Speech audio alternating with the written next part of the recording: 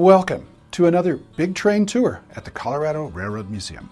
This week, we'll be taking a look at two identical all-steel coaches built in 1969 and 1976, respectively, for Alaska's White Pass and Yukon narrow gauge railroad. Intended to supplement this remote region's railroad passenger fleet at a time when Alaska cruises were growing more popular, both cars ultimately saw relatively short service lives, became surplus to the railroad's needs, and eventually were sold. Today, these utilitarian coaches are enjoying a new career, carrying passengers aboard trains at the museum's Golden Campus throughout the year and making nightly magical journeys to the North Pole during the holiday season.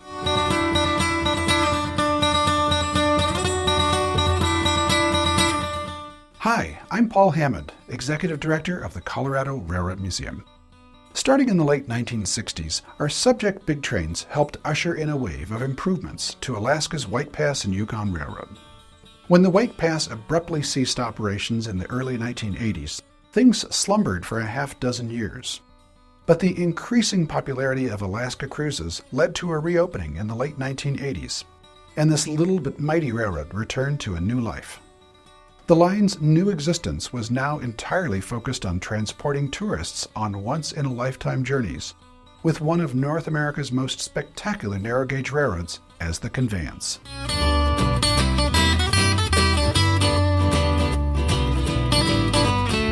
The Colorado Railroad Museum, from its 1959 inception, has focused on collecting, preserving, and sharing Colorado's rich railroad heritage.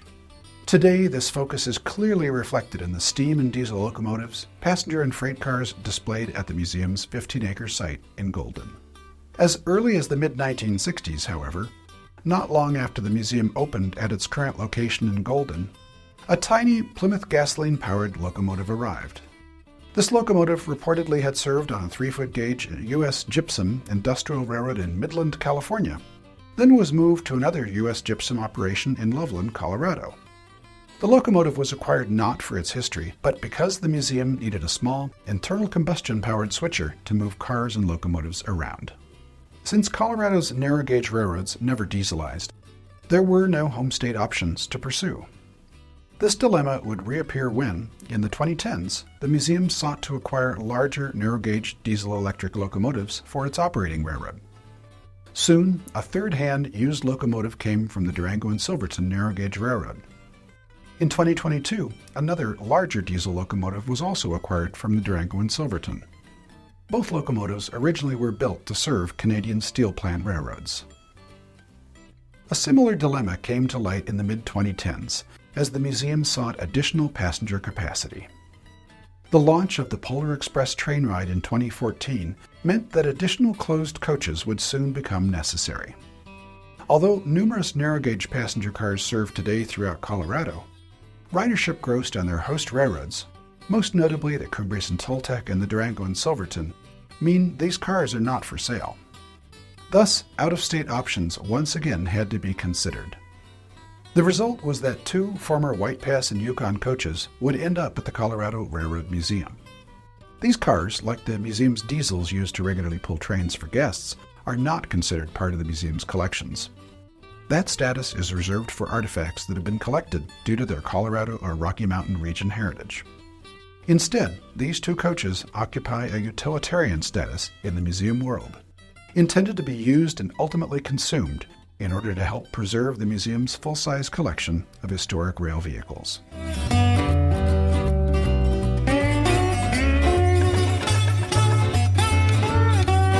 In August 1896, gold was discovered in the Klondike region of Yukon Territory, located in northwest Canada and originally part of the Northwest Territories.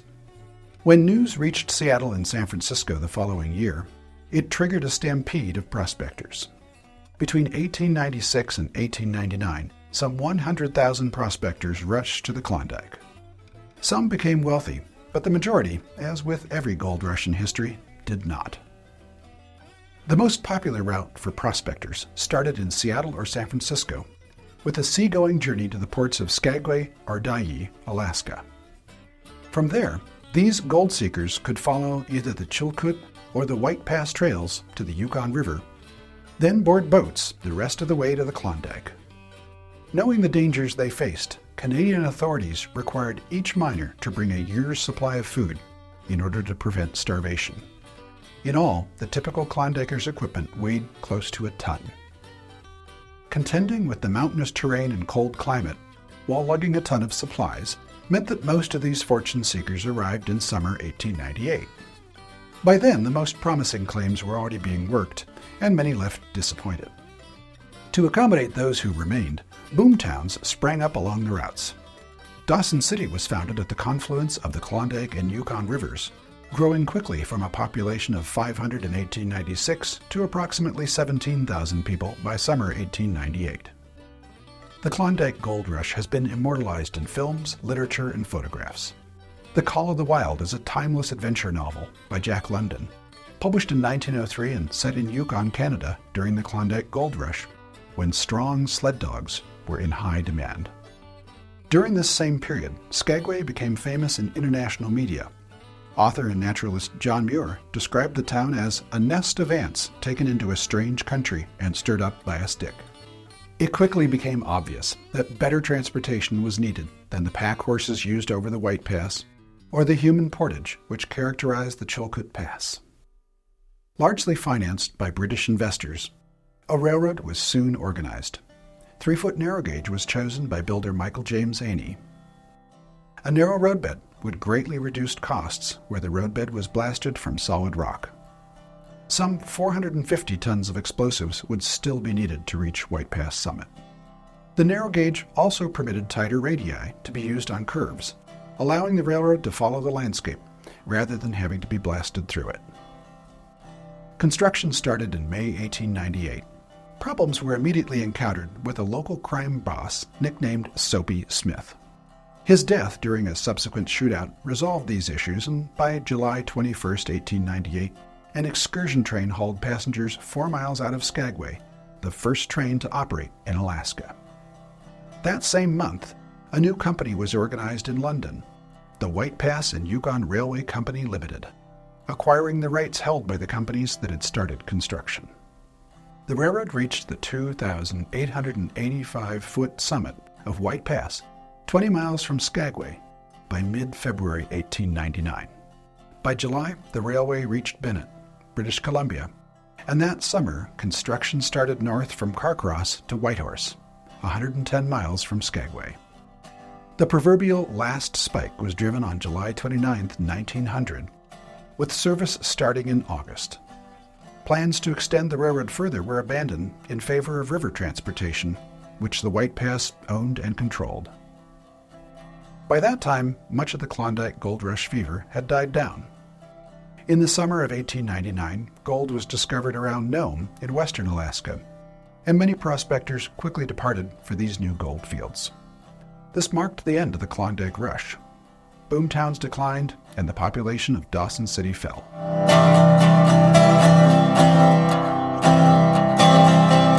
As the gold rush wound down, serious professional mining took its place. Not so much for gold as for other metals including copper, silver, and lead. The closest port was Skagway, and the only route utilized the White Pass and Yukon's riverboats and railroad. While ores and concentrates formed the bulk of the traffic, the railroad also carried other freight and passengers. For many years, there was no easier way into the Yukon Territory, and no other way into or out of Skagway except by sea. By June 1914, the White Pass had 11 locomotives, 15 passenger cars, and 233 freight cars operating on 110 miles of trackage, generating over $330,000 in revenues with operating expenses of only $100,000. Traffic levels remained steady throughout the 1920s, and the White Pass continued to acquire second-hand coaches and other rolling stock to supplement its fleet during this time. The onset of the Great Depression caused traffic levels on the railroad to plunge, with trains operating as infrequently as once weekly during these years. Luckily, as the 1930s drew to a close, traffic had rebounded, driven by an appetite for strategic minerals as world powers prepared for global conflict. Alaska became strategically important during World War II. Concerns abounded that the Japanese might invade, given this United States territory's status as geographically closest to Japan. Following Japan's December 1941 attack on Pearl Harbor, the U.S. and Canada quickly agreed to construct the Alaska Highway, ensuring ongoing communication and supply lines via an all-weather overland route. One of the principal staging points for construction was Whitehorse, accessible via the White Pass in Yukon. The railroad quickly became an important conveyor for materials and supplies. As World War II dawned, the railroad's locomotives and rolling stock were mostly well-aged and service-worn. Despite this, the White Pass in Yukon more than doubled its pre-war annual traffic in the first 9 months of 1942. Even this major traffic boost was not sufficient to handle the demand, so the U.S. government leased the railroad, handing control over to the United States Army.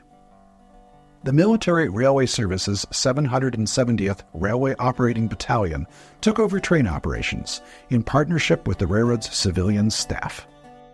The service quickly launched a search for additional narrow-gauge locomotives and rolling stock.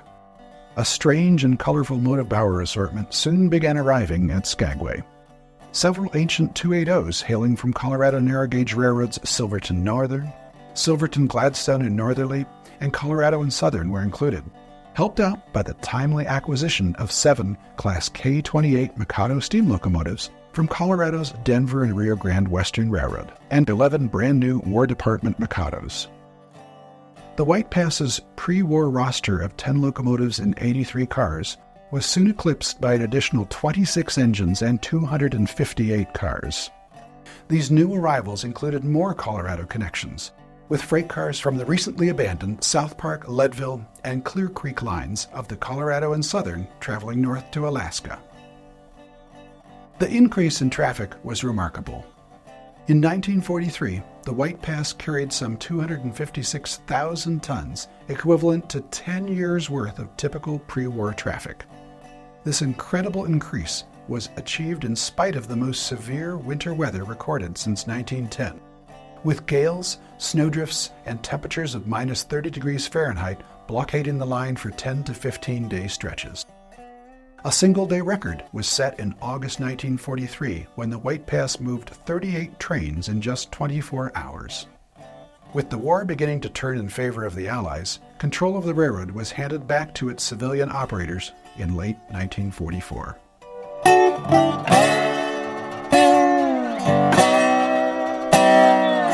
In 1947, the railroad purchased its last steam locomotives.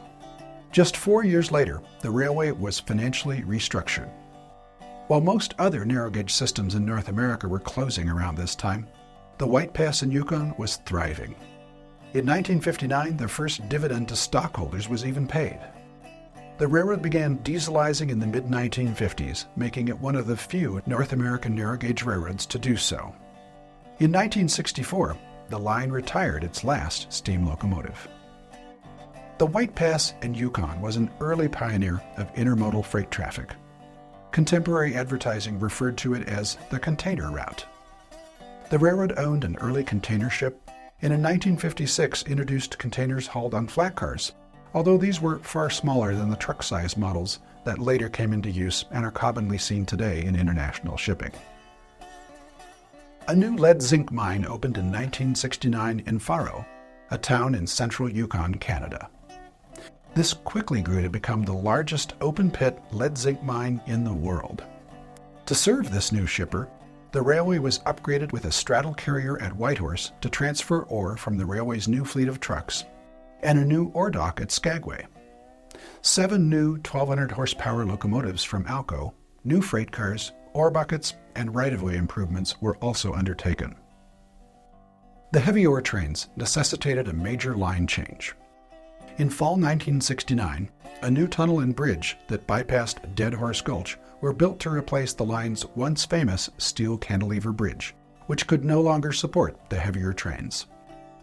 Passenger traffic on the White Pass was also increasing, as cruise ships started to visit Alaska's Inside Passage. A paved road was finally completed between Skagway and Whitehorse in 1978. Even after the road was built, however, the White Pass continued to enjoy strong revenues from ore traffic.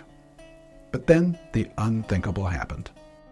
In 1982, metal prices plunged, crippling the mines that were the White Pass and Yukon's main customers.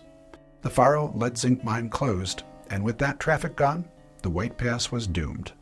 Operations ceased later the same year.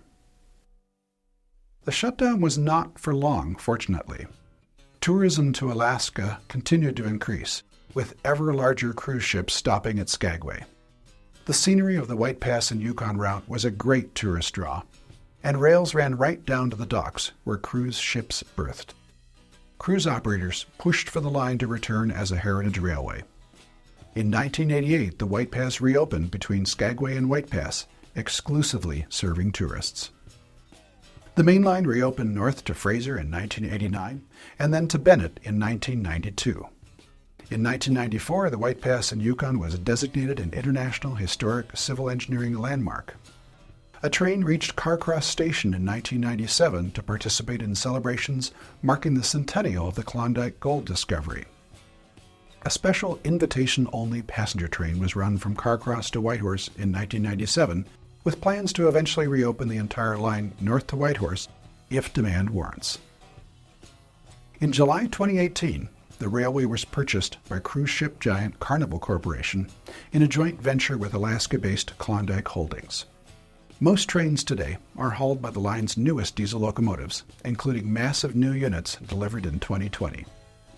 One of the White Pass's post-war steam locomotives, number 73, also remains in operation for occasional excursions.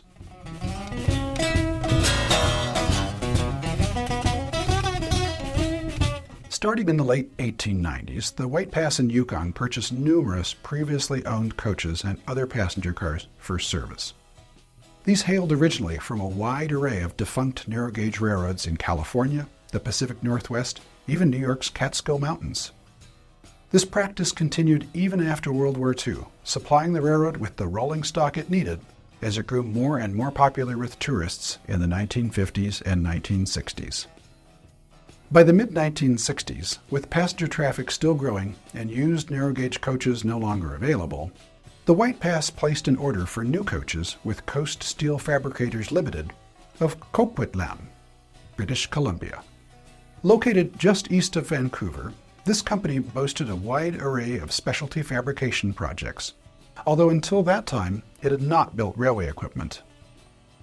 Coast Steel Fabricators delivered 4 coaches to the White Pass in 1969, numbers 274 through 280, with another 4 coaches following in 1976, numbers 282 through 288. Each coach was also named for a lake in the vast region the railroad traversed, in keeping with the railroad's practice for all of its passenger cars. These new coaches were unique for being built entirely of steel. The railroad's earlier passenger cars were wood-framed. Notable also for the lack of a raised center clerestory, and visibly shorter in height than the railway's other arched-roof passenger cars, these coaches are easy to spot in photographs of White Pass trains circa 1970 to 2010. The new steel coaches entered service at a time when the White Pass was still hauling more containers and freight than passengers. The railroad even offered a unique service in which it carried automobiles, campers, and trailers in the years before a paved highway connected Skagway with Canada and the Alaska Highway. All of the railway's locomotives and rolling stock sat idle during the 6 years the entire White Pass and Yukon was dormant in the 1980s, and then returned to life as the Alaskan cruise ship boom intensified. Although their steel frames held up well in service, coaches numbers 274 through 286 reportedly had a number of issues and quirks, making them less popular with train crews, shop workers, and passengers. They were lacking in terms of insulation, and the large panel windows were framed in wood, set into the car's steel-framed outer walls. Oil heaters were at times unreliable and odoriferous. The car's tubular steel-framed seats were rather industrial in appearance, and the aisles were quite narrow. Although they were used regularly during the 1970s, 80s, and 90s, by the early 2000s, the first of this class of 8 coaches was being retired and sold off. These cars would last in service for approximately 30 years, as compared to a number of the railroad's older coaches, which date from the 1880s and have undergone multiple rebuildings. By 2012, The last of these 1960s and 1970s vintage coaches had been sold off to new owners and trucked out of Alaska. In the years since, the White Pass and Yukon has continued to rebuild older cars, and starting in the 1990s, has taken delivery of well over 50 new passenger cars. All of these newer cars have been supplied by car builders other than Coast Steel fabricators.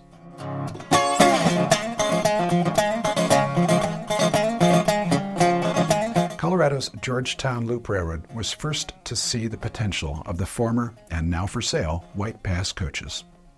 3 were purchased in 2007, with a 4th following in 2012. Trucked to the Loop's shop facilities in Silver Plume, these cars were overhauled in the years following with new heating systems, windows, and interiors. Even when they're all decked out for the railroad's holiday trains, these former White Pass coaches are still quite recognizable in terms of their heritage. The Colorado Railroad Museum acquired 2 of the former White Pass coaches just a few years later. At the time, the museum was in need of additional passenger cars to serve its growing Day Out with Thomas and the Polar Express train ride franchises.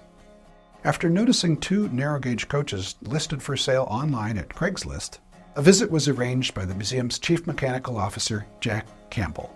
Sitting up on blocks at a remote location in Washington state were 2 car bodies, number 280 Lake Dease and number 286 Lake Kusuwa, with their wheel sets sitting nearby in the dirt and gravel. Although a bit the worse for wear, the cars were complete and available for a reasonable price. Trucking was arranged to the museum, with the cars arriving in late spring 2015. Following minor mechanical work and a few cosmetic touches, both were placed in service the following year for the museum's 2016 Day Out with Thomas event. That fall, one of the 2 cars also joined the museum's The Polar Express train ride consist. This helped increase capacity for the magical holiday theatrical event that year. Both coaches by 2018 were repainted, with new numbers applied. Their new numbers dropped the initial 2 in the car's original assignments, making them cars 80 and 86 at the museum. When the COVID pandemic struck in 2020, the Colorado Railroad Museum was one of only a few locations to operate the Polar Express train ride that year. Doing this meant increasing train capacity to allow for social distancing of passengers. Thus, both former White Pass coaches were pressed into holiday service starting that year. Earlier that summer, for all of the same reasons, the 2 coaches were part of the museum's Day Out with Thomas consist. In 2020, the Colorado Railroad Museum was the only location anywhere in North America to host Day Out with Thomas post-pandemic. Thanks to its ability to provide social distancing throughout the event grounds and onboard trains, the museum not only survived but thrived during this challenging time. In 2022, former White Pass Coach 286, now known simply as Car 86, was completely overhauled. One end platform was lengthened and the corresponding end door widened to provide wheelchair access. The interior was gutted and new wood paneling replaced the old, worn interior car side panels, along with new ceiling panels and light fixtures. Small wood tables and individual chairs replaced the original tubular steel seats and their narrow aisles. New steel-framed sliding windows, a new propane heating system, and a generator were added to provide electricity for lights and the car's new sound system. These changes allowed Coach 86 to offer a first-class experience for travelers journeying to the North Pole during the Polar Express train ride, while still serving as an upgraded coach during weekend train rides throughout the year. The conversion was so successful that as of 2024, the museum's second former White Pass coach, number 80, is undergoing the same conversion. This time around, crews expect to make the interior even a bit nicer, while still making the car fully accessible. In late 2023, prior to work beginning on its rebuilding, the exterior of former White Pass Coach 80 was repainted, this time with the addition of the name Golden City and San Juan on the car's letterboard. Not only does the new lettering add a touch of period-appropriate elegance to the car, but it also provides curious guests with new learning opportunities. Where did the Golden City and San Juan once operate? Right here in Golden is the answer. This was the name that Colorado Railroad Museum founder Bob Richardson bestowed on the museum's operating railroad starting in the early 1960s.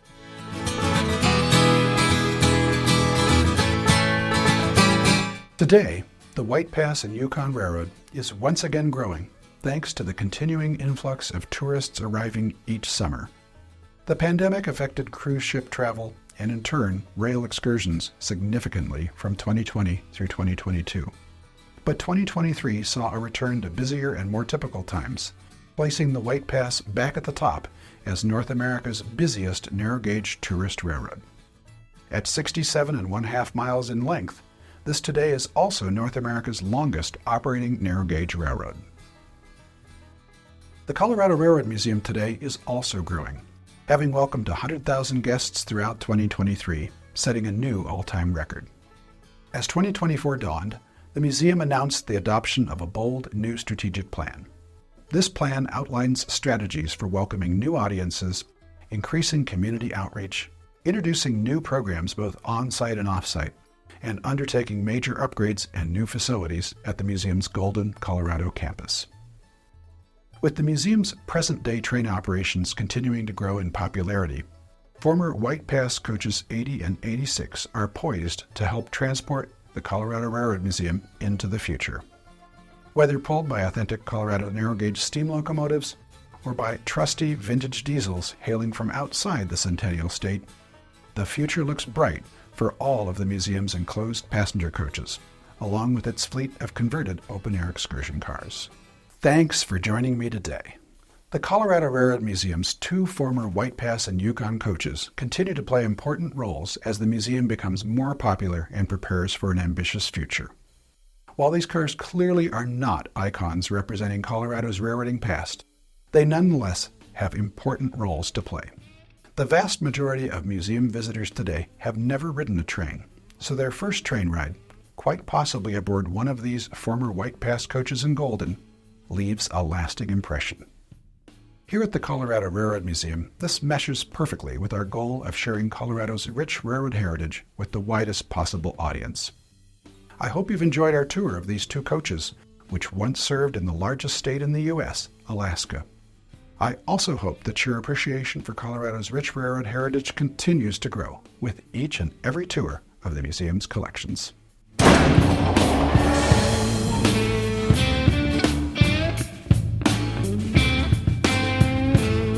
Like, comment, share, and subscribe. Commenting and sharing in particular may qualify as virtual engagements for important funding programs like the SCFD.